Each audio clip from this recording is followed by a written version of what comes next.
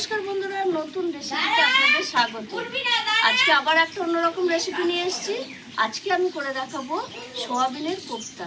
সোয়াবিনের কোফতা কারির জন্য এখানে এই যে সোয়াবিনের গুঁড়ো, এই দেখুন বন্ধুরা, সোয়াবিনের গুঁড়ো এমনি কিনতেও পাওয়া যায়, আর সোয়াবিন ঘরে এনেছিলাম, সেই তাতে এই গুঁড়োটা ছিল। এই গুঁড়োটা দিয়েই আমি কোফতাটা করবো। তাই প্রথমেই আমি সোয়াবিনের কোফতার জন্য এই সোয়াবিনের গুঁড়োটা ভিজিয়ে নেব। আর এই সোয়াবিনের কোফতা কারির জন্য নিয়ে নিয়েছি এখানে বেসন, নুন, টক দই, আদা বাটা, রসুন বাটা, চিনি, পেঁয়াজ কুচি, ঘি, তেজপাতা, বিট, হলুদ গুঁড়ো, লঙ্কা গুঁড়ো, জিরে গুঁড়ো আর সর্ষের তেল। আমি এখন সোয়াবিনের গুঁড়োটাকে ভিজিয়ে রাখবো, 10 মিনিট মতো ভিজিয়ে দেবো। ভিজিয়ে দিলে বেশ ফুলে যাবে। ভিজে গেছে, এই দেখুন একদম ঝরঝরে হয়ে গেছে। এবার আমি এর মধ্যে দিয়ে দেবো একটু চিনি, স্বাদ ব্যালেন্সের জন্য, ধোঁয়া হচ্ছে, একটু রসুন বাটা, একটু আদা বাটা, স্বাদ মতো নুন,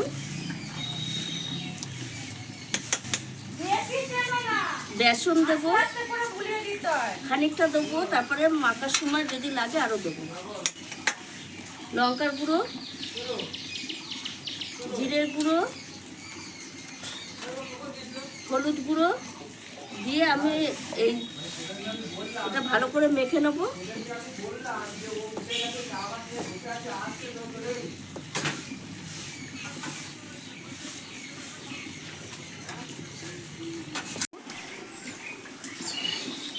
ডিম খাবে ওরা? ডিমটা না দিলে আট থাকবে না সোয়াবিনের, ওই জন্য ডিমটা দেওয়া। আর একটু টক দই এটা দিয়ে দেবো, দিয়ে ভালো করে মাখিয়ে নেব।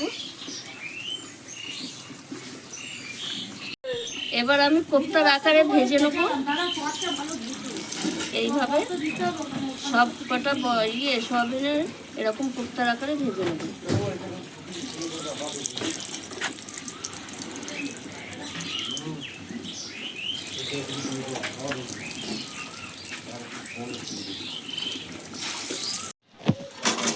এই দেখুন বন্ধুরা, কোফতাগুলো সব ভাজা হয়ে গেছে, একবারে তুলে নিচ্ছি। নাইটি পরে সবাই ভিডিওছে, তাতে কি হয়েছে? নাইটি পরে ভাত খাচ্ছিস? এবার আমি ওই কড়াইয়ে তেল দিয়ে দেবো, সর্ষের তেল। আয় না, ফোড়নে দিয়ে দেবো তেজপাতা, গোটা জিরে, অতক্ষণ মিস্ত্রি ছিল, এখন কালীতলায় চলে গেছে। এখন ওই মিস্ত্রিকে ধরো, তোমার ওই দিদির ছেলেকে। ও আচ্ছা, এবার আমি দিয়ে দেবো পেঁয়াজ কুচি। পেঁয়াজটা একটু ভাজা ভাজা হবে, পেঁয়াজটা ভাজা ভাজা হয়ে গেছে। এবার আমি দিয়ে দেবো রসুন বাটা, আদা বাটা, স্বাদ মতো নুন,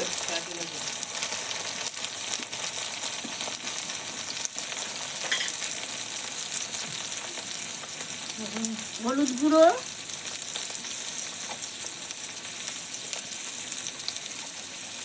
জিরে গুঁড়ো, আবার মা করছে না কিলো লঙ্কার গুঁড়ো,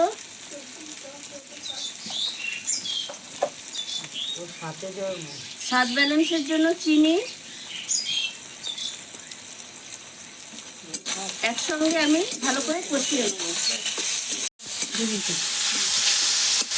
এবার আমি দিয়ে দেবো টমেটো সস। এই সসটা আমি বাড়িতেই করেছিলাম, এটা ভিডিওয়ে আছে, দেখে নেবেন। দিয়ে পেঁয়াজ, রসুন সব মশলার সঙ্গে ভালো করে একটু কষিয়ে নেব।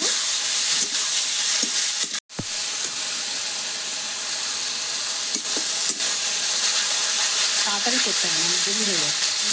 দিয়ে দেবো 1 চামচ জিরে গুঁড়ো, 1 চামচ ধনে গুঁড়ো, 1 চামচ লাল লঙ্কার গুঁড়ো, 1 চামচ হলুদ গুঁড়ো, 1 চামচ জিরে গুঁড়ো, 1 চামচ ধনে গুঁড়ো, 1 চামচ লঙ্কা গুঁড়ো, 1 চামচ জিরে গুঁড়ো,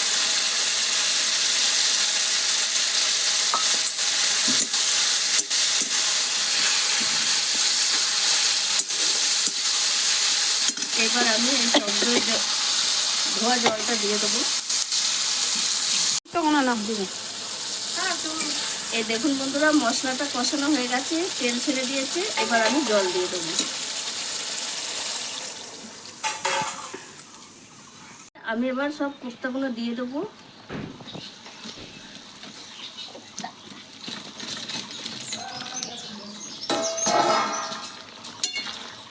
কোপ্তা দিয়ে বেশিক্ষণ ফোটানো যাবে না, সোয়াবিনের কোপ্তা তাহলে ভেঙে যাবে। অল্প আমি 1 মিনিট মতো ফোটাবো, আর একটুখানি এর মধ্যেই দিয়ে দেবো ঘি।